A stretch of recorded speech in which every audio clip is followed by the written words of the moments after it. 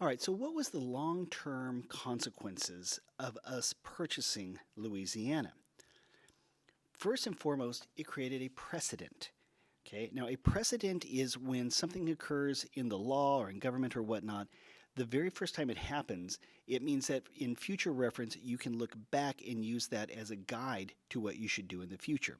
So this created a precedent of the acquisition of land from a foreign country. Okay, and it dealt with that through purchase. Now, the time frame people had a fairly good understanding of capturing territory through war, but purchase was a little bit different. And so now we had a precedent. If the situation or a similar situation ever presented itself again, we would be able to look back on this and know, okay, this is what happened last time.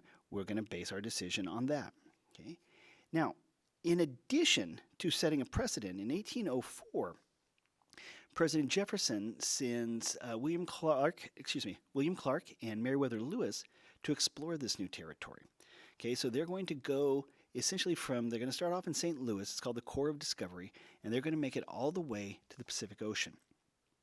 Okay, along the way, they're going to be working with a Shoshone woman named Sacagawea, and they're going to take 2.5 years exploring the land. They're going to be doing a scientific exploration. They're going to be cataloging the various plants and animals and things like that. There was even the belief that they might find woolly mammoth still roaming the earth out there somewhere.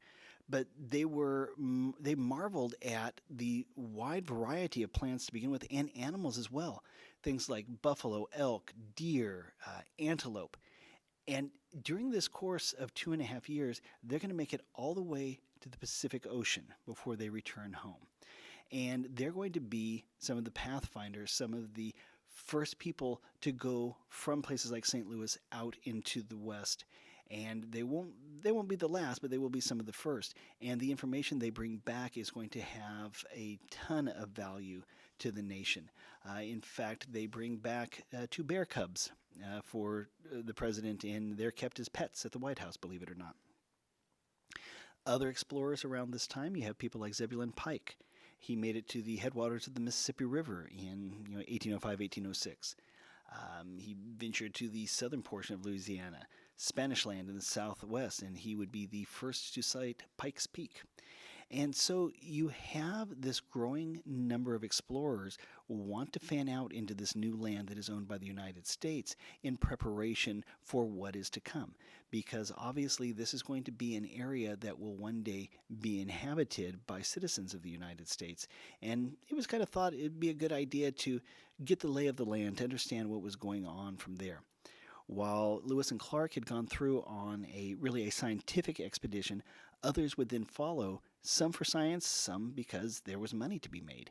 And it just all depended on who was going and why.